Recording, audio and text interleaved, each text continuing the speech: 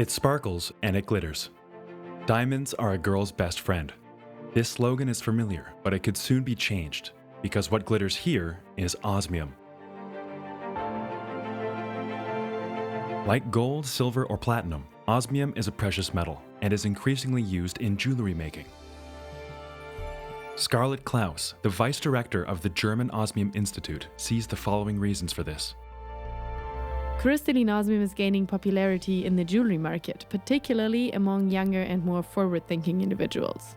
It is seen as the innovative addition that the jewelry industry looked for in recent years but just didn't get. Now there's the rarest non-radioactive element in the world. That it's a beautiful precious metal that can't be counterfeited is being very, very well received. In 2014, osmium was the last of the 8 precious metals to be introduced on the world market for trading. Since then, it has risen sharply in price. It was initially only available as an investment metal, but currently more and more jewelers are adding osmium jewelry to their collections. There are 2 clear instances where osmium can perform very well. In diamond jewelry, there is something called a pavé.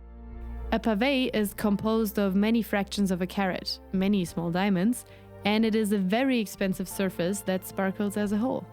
But the value is not in the material, but in the work required to complete the setting of all these little pieces.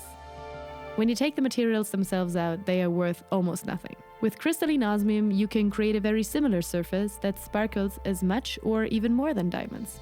But in this case, the value is intrinsic. It's the high value of the precious material itself, which is undeniably appealing. Especially nowadays when people say, okay, I'd like to combine my jewelry with a tangible asset, the idea resonates strongly.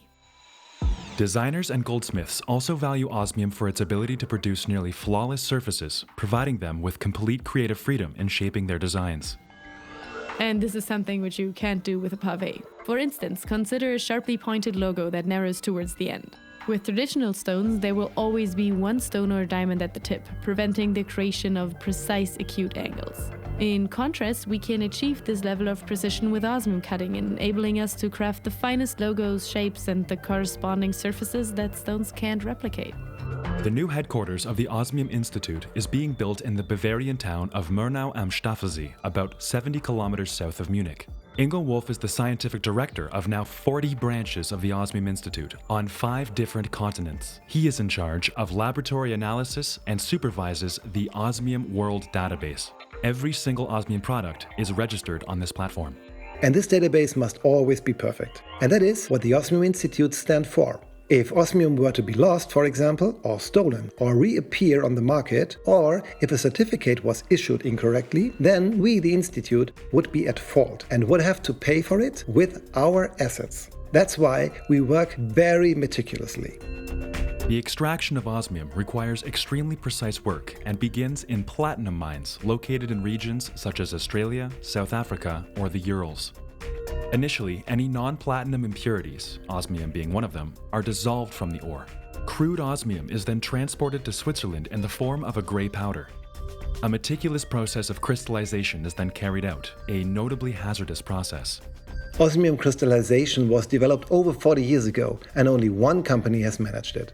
The process is dangerous in a laboratory setting due to the toxicity of the substances contained within the closed circuit. It involves high pressures and temperatures that must be meticulously controlled. This means that within the laboratory environment, there's not only a need to protect against theft of precious metals, but also to manage a highly hazardous procedure. Once osmium is readily available in its standardized crystalline form, the refined metal is shipped to Germany. There it is cut by wire erosion into bars and inlays, and then scanned and certified by Wolf and his team in Murnau. Investors in kind now have the opportunity to purchase the finished crystalline osmium. There are some standard shapes, such as discs and bars at no extra charge. Then cut shapes, such as small diamonds and stars. The price is therefore determined by quantity and size. In both the jewelry and investment markets, it begins with modest investments, sometimes as low as €100.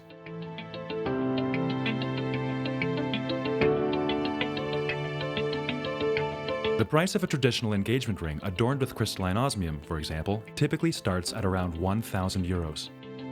And then there are what I would almost call lighthouse projects, like the Osmium violin, for example. It comes with an asking price of 3.5 million euros and features over 500 unique osmium elements handcrafted in Austria. Likewise, the world's most precious headphones have also integrated osmium. Now there's also someone looking to put osmium on motorcycle helmets for the first time. There are no limits to the luxury thoughts and accordingly, of course, to the prices.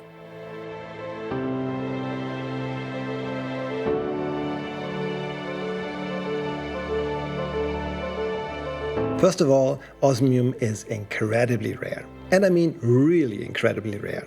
1,500 times rarer than gold. You have about 17 to 55 cubic meters of osmium in the Earth's crust, and yet only about 1 cubic meter of that is expected to be extractable. You don't have more than 22 tons of osmium available at all. That means we are dealing with a very, very narrow market here.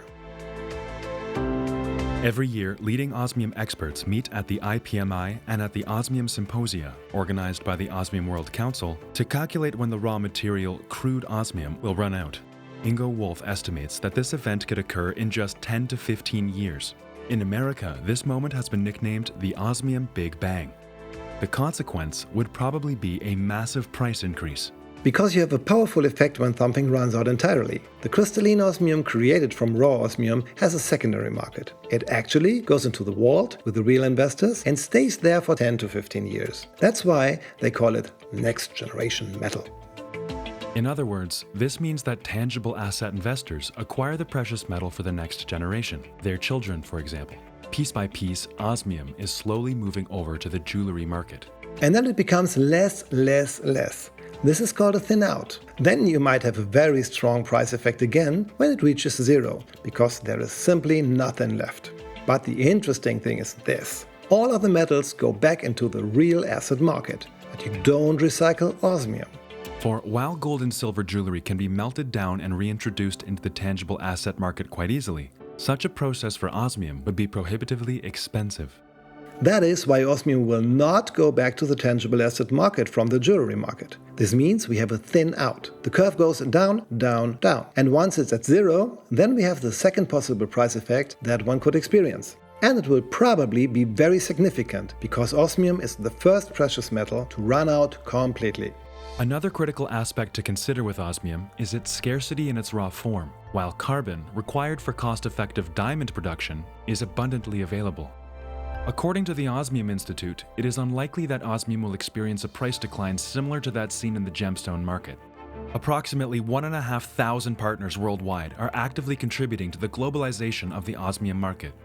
Currently, Scarlett is playing a pivotal role as a liaison between these institutes, the investment sector, and jewelers, accelerating and simplifying the journey from raw material to the final jewelry piece. The new markets are coming up right now in Abu Dhabi, Dubai, so the Emirates. South Korea's market is on the rise. In China, we have just opened our first branch, the Osmium-Institute in China. When these markets jump in, we are simply talking about a completely different price and market development. And that is, of course, where the real price development will be really exciting. Simultaneously, construction is underway at the German headquarters for the inaugural European sales and showroom, serving as the flagship store for crystalline osmium and its associated products. Furthermore, a public access glass laboratory is being established. In Murnau, one can anticipate a future with a little more sparkle.